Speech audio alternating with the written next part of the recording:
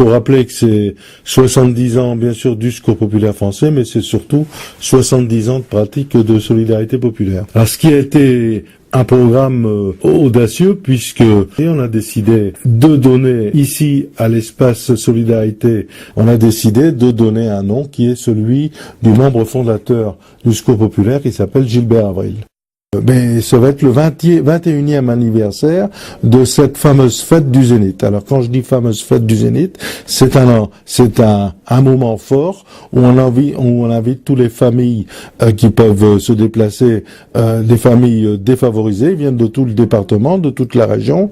Ils seront 6000 pour passer une après-midi, pour regarder un spectacle de qualité et pour beaucoup d'entre eux d'accéder aussi à les salles de spectacle. Qui est pas facile quand on n'a pas d'argent d'accéder à des salles de spectacle comme le Zénith.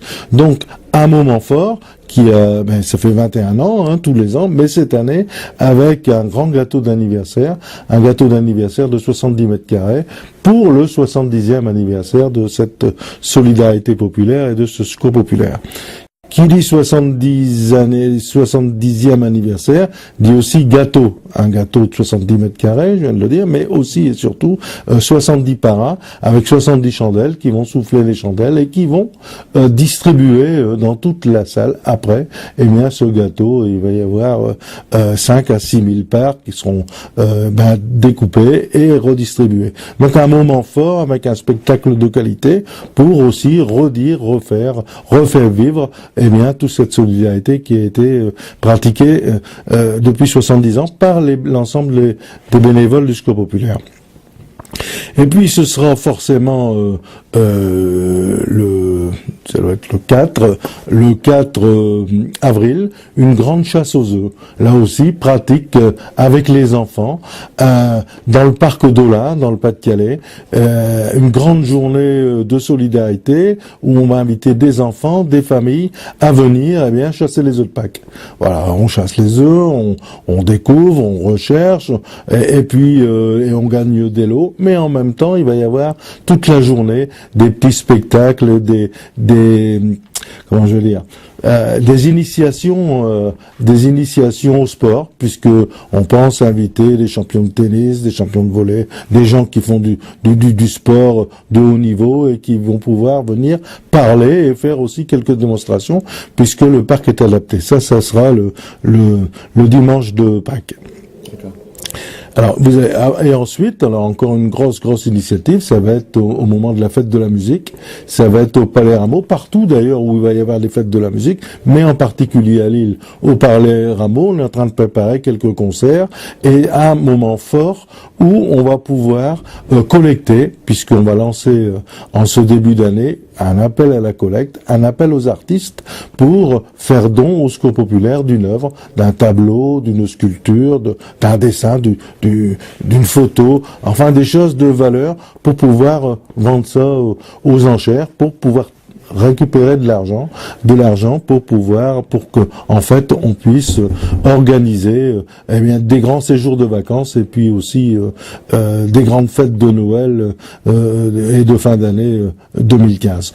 Donc un grand appel, fête de la musique, un appel aux dons aux œuvres et puis une grande vente aux enchères qui va se faire le 15 octobre au Palais des Beaux-Arts, grande vente aux enchères de ces œuvres pour financer ce que j'ai dit tout à l'heure.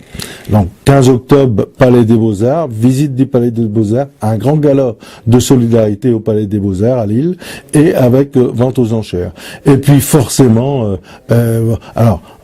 sans oublier un grand rassemblement aussi annuel qui est la journée des oubliés des vacances. Ce sera autour du 20 août à Paris, avec une grande traversée de Paris en bateau-mouche. Alors ce sera des milliers de personnes qui vont venir en car jusqu'à Paris, une grande rencontre, traversée de Paris en bateau-mouche, un pique-nique géant dans les jardins des Tuileries, et puis un concert au pied de la Tour Eiffel avec M. Pokora. Autour, ce sera certainement le spectacle Robin des Bois, les choses comme ça.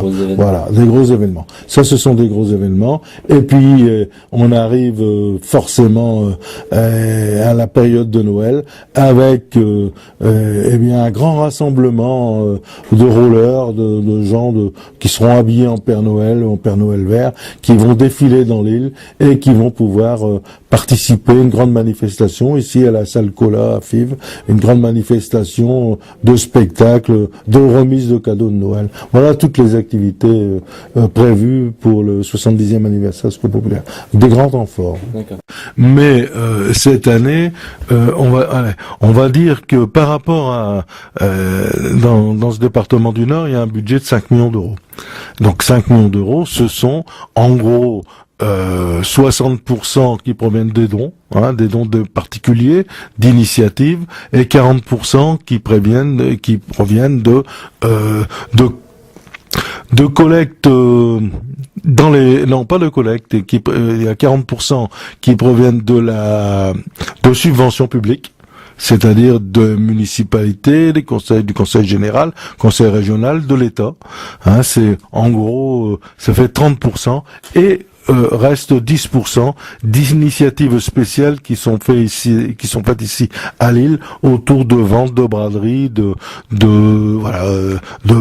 fêtes, de repas, tout ça. Ça va faire qu'il y a en gros 10%, 500 000 euros qui sont collectés. Ce qui fait qu'il y a un budget de 5 millions d'euros. Si on va le comparer à celui de l'année dernière, légèrement en hausse parce que, ce que je disais, qu'il y a plus de personnes qui ont décidé de donner, qui ont été sensibilisées par la misère. Plus de personnes, beaucoup plus de personnes, mais avec des dons plus petits, parce que aussi, les pouvoirs d'achat sont réduits, et de plus en plus, les gens disent c'est difficile, y compris pour eux.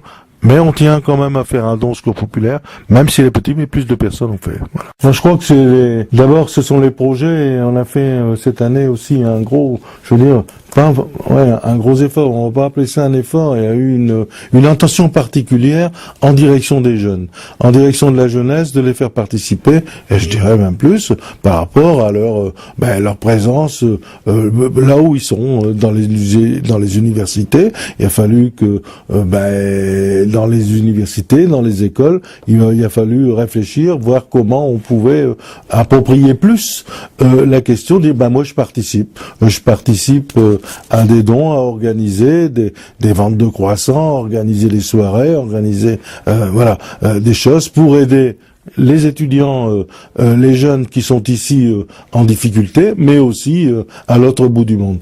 Et je crois qu'on y est arrivé parce qu'il y a eu plus. Cette année, il y a eu plus de participation, il y a eu plus dans les groupes scolaires. Et puis il faut dire aussi qu'on a mis en place maintenant depuis 3 ans ici un système, je vais pas dire un système, mais cette idée des copains du monde. Renforcer aussi les copains du monde, mouvement des copains du monde, ça veut dire un jeune, il peut aider un autre jeune, que ce soit en France ou à l'autre bout du monde. Et je crois que tout ça, ça a fait oui, mais pas oublier que ce sont les jeunes qui sont les premiers en difficulté, puisqu'on dénombre quand même entre 27 et 30% de jeunes qui n'ont pas de boulot, qui n'ont pas de travail, qui sont à la recherche, même après avoir fait des grandes études.